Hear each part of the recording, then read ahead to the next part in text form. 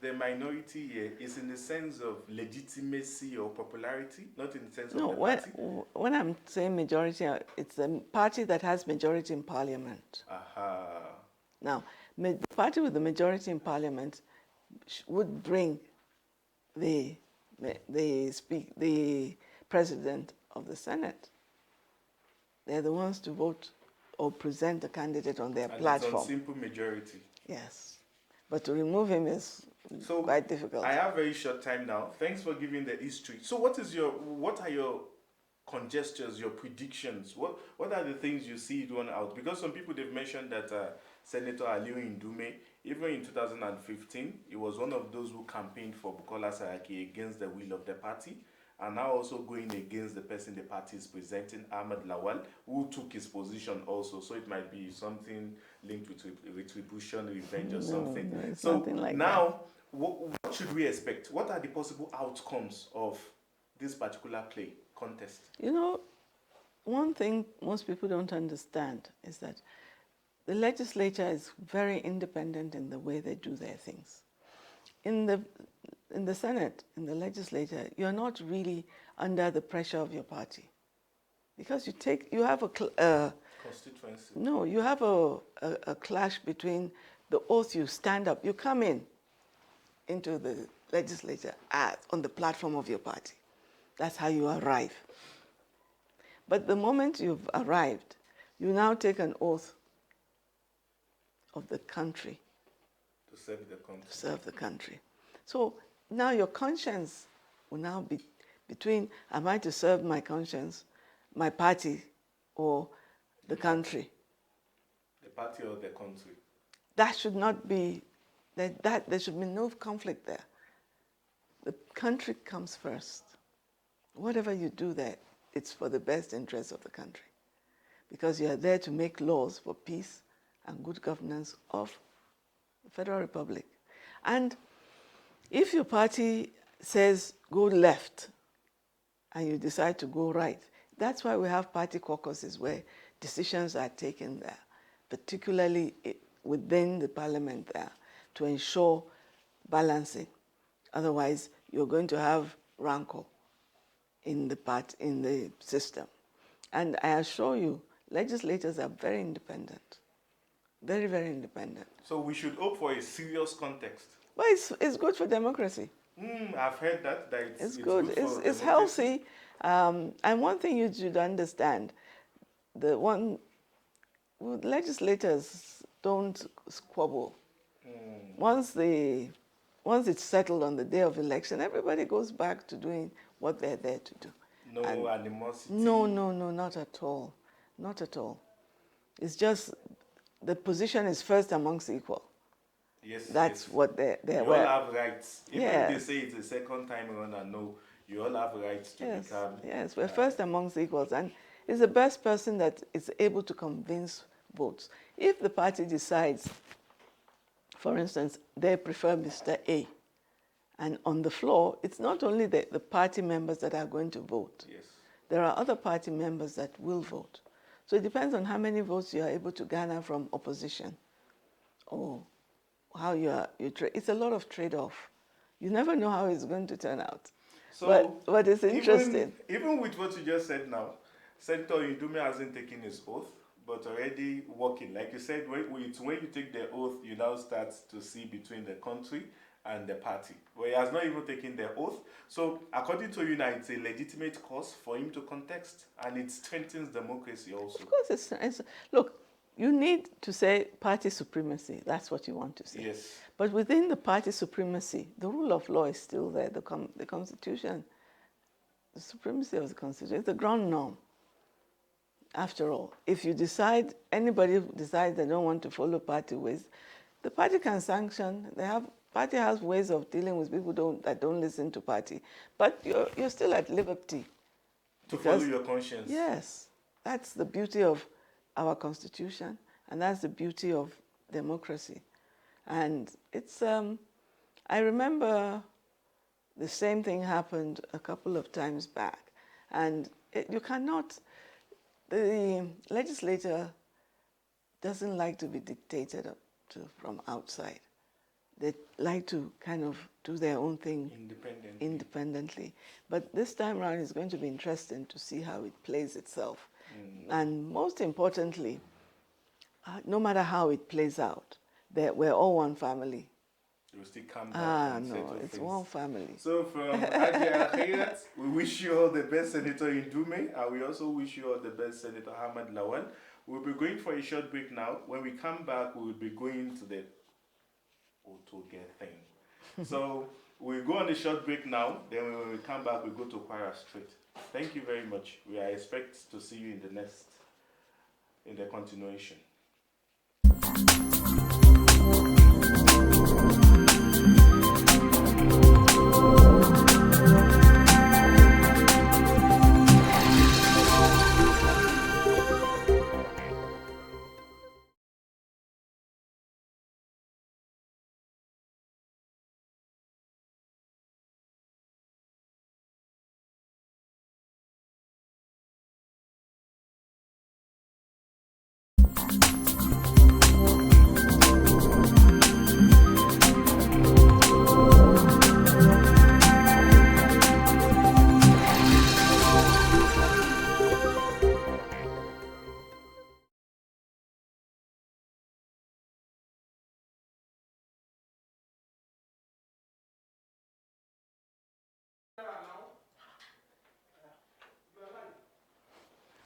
Welcome back to the continuation of the Nexus. I told you that once we come back now, we will be looking at the Otunya versus the Otoge. Some people would say it's now sterile, but we have some things to discuss. The election has been won. The Kwara has been dominated by PDP, from PDP to APC, the Baba Saraki. We had Mohammed Lawal as the governor from 1999 to 2003. We had Bukola Saraki leading them for 8 years. After Bukola Saraki, we had Abdul Fattah Ahmad. Some people would say he's also a Sarakian. If we have something like that, like we have the Kwankwasian, the Sarakian house. From there, he spent his 8 years, and now we have a governor-elect, Governor Abdulrazaq. We have, like I told you, Adia Khairat. I'm very sure she will tell us our relationship with the governor-elect. So, Adia, basically, what is your relationship with the governor-elect of Kwara? It's a cordial one. Very cordial one. Aha. So I should expect good answers to my questions then. I'm taking you now as someone within the APC caucus. How do you people plan to make sure that the mandate that has been given to you would not be withdrawn back? There won't be another Otoge in the next 4 years in 2023 if you are not able to deliver on your promises. So basically, how do you intend to move from this Otoge in 2023 to Otunya? Because people might just go back to their Otoge also in 2023. So how will the APC, what is your plan in implementing your promises, your campaign promises to the Kwarans? The most important thing is we thank Almighty for the victory in Kwara. It's actually a revolution, they say, but it's a victory, it's the people's victory. And when you say it's the people's victory, it's the people themselves that had enough. Not only had they had enough for all these years, they've finally had the courage to say they've had enough. That's the meaning of Otoge, we've had enough. And maybe just to clarify something so that you will know that it's truly the mandate of the people, like it has been said. We have 8 House of Representative members from that particular state. It was cleared by APC. We have 3 senators. It was cleared by APC. We have 1 governor. It was cleared by APC. So I hope you get the gist now. So it's a huge responsibility. It reminds me of 1999 when we came. The tremendous goodwill and the tremendous expectation. The expectations are high and really right up there. And it's very difficult to match such expectation. It's like they expect that a magic wand will be within the flash of will light. be done, but it takes time. All we say is they should be patient. The road to success and achieving the change is what we are on. Most importantly, you know, when you campaign and you say whatever, your proposal, you talk about what you intend to do. Manifesto. Yeah, but for me, it's just like your intention. This is what I intend to do. It's more or less, I would do this when I get there, I would do that. And you plan it, and you get into the office. And what you actually expect to find is... It's totally different. It's totally different. Now, you've raised expectations, and you go in, your expectations are dashed. Are not met. Are dashed completely. And you're probably going to, like the president, Muhammad Buhari said, that he almost ran away when he saw the... But whose fault is that? Isn't it the fault of the person? Who? For it seems like an excuse when you tell us that you didn't meet what you expected. Are you not supposed to know what is really there before you can solve Okay. the problem? Just like I was coming in here, didn't know what to expect, right? But at least... My expectations are not dashed because I didn't know what to expect. But if I had raised expectation, I probably would be surprised. Now, you never know the working of a government until you are actually sitting in the government. And there are many things that are hidden to the public. But you have facts that trickle out. You can only speculate on those facts that are trickling out before you actually get there. Excuse me. And getting there and seeing things for what they are, you must quickly think, how do I maneuver around this and not make it an obstacle? How do I? It's an excuse not to do well. It's not it's an excuse, but you don't dwell on it. Yes. You just get on, roll up your sleeves, and think out of the box. Okay, fine, we've met this mess. Do we look at it, or we try and do something else while we come back to address it? But the key is, if you come in and you have a huge debt burden, and you have to, let me give you a scenario, for example. If your allocation from the federal government is, say, 1,000 naira a month, and you get in and you received your 1,000 naira, they've told you the 1,000 naira is here, but you are only going to get 50, 100 naira. From the 1,000? You're not going to ask a question? Serious questions.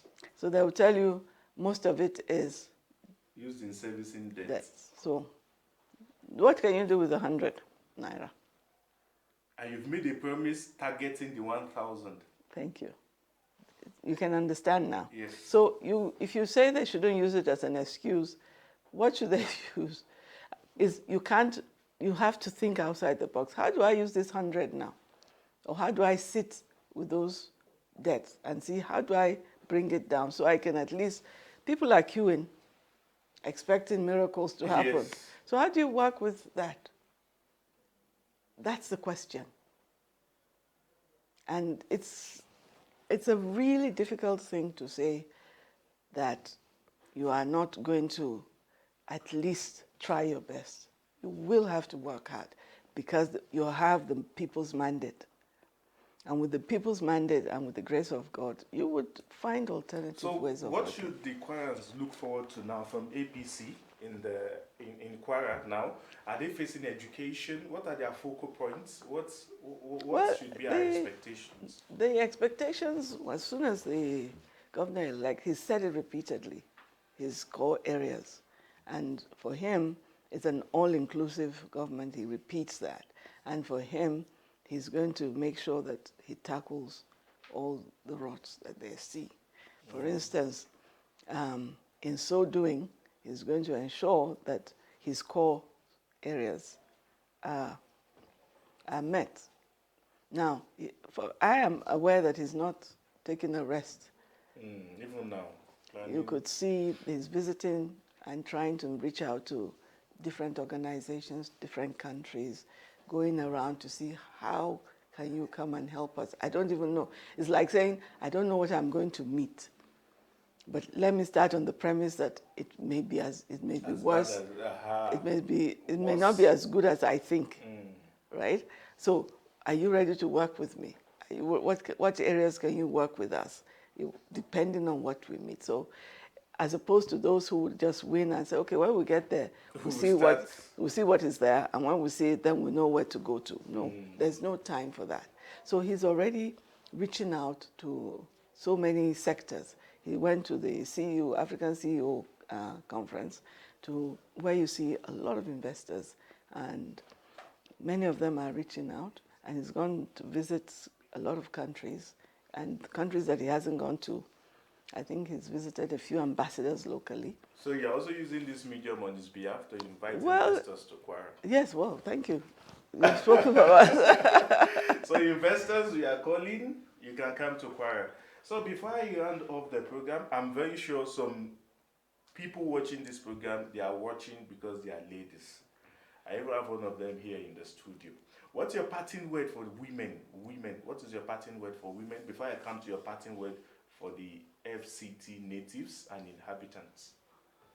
Parting word for women and youth. My parting word for women is, yes, you can. Don't sit there and say, oh, there's no limit to what you can achieve. To what you can achieve. The only thing that's limiting it is yourself.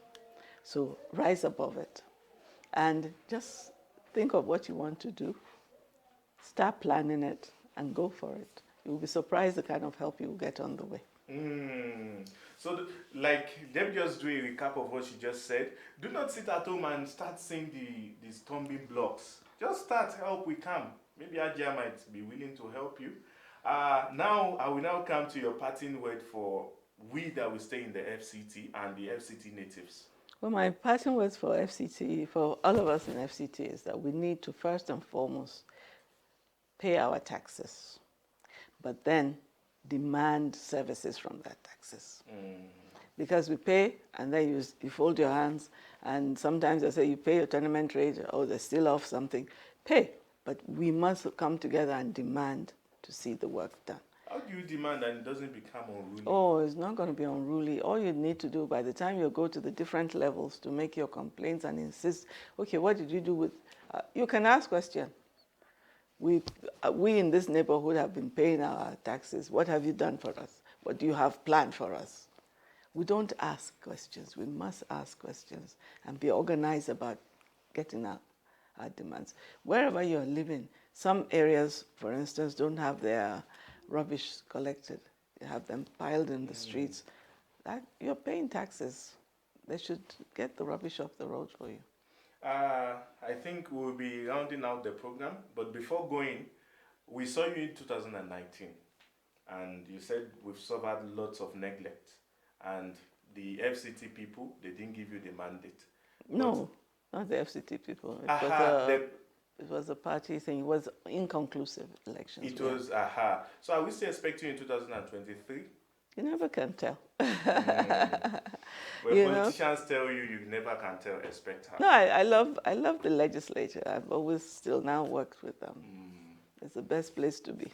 Even though you people don't like, you say negative things about that. If not for time, I would have asked, I hope my producer won't be angry, for those who just move straight to contest for the presidency, with what you just said now, where they should go is the legislature.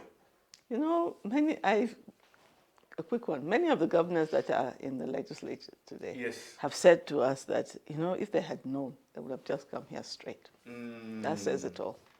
I hope you've enjoyed yourself. I've enjoyed myself, and I'm very sure you've enjoyed yourself also. I've been in the Nexus studio with Khairat, Abdulrazaq, and I've had a wonderful time. I'm very sure you will learn some beauty tips. I would have asked her to give us some tips at this age, still flourishing and looking. I hope Aladi is not watching me. So I would just like to round it out here. I've enjoyed myself. Keep in contact with the Nexus. We provide clarity, and I hope you've been able to get some clarifications. Thank you very much, the Nexus, providing clarity. I hope when next we invite you, we honor our invitation. All right, I'll think about it. Thank you very much. See you in our next episode.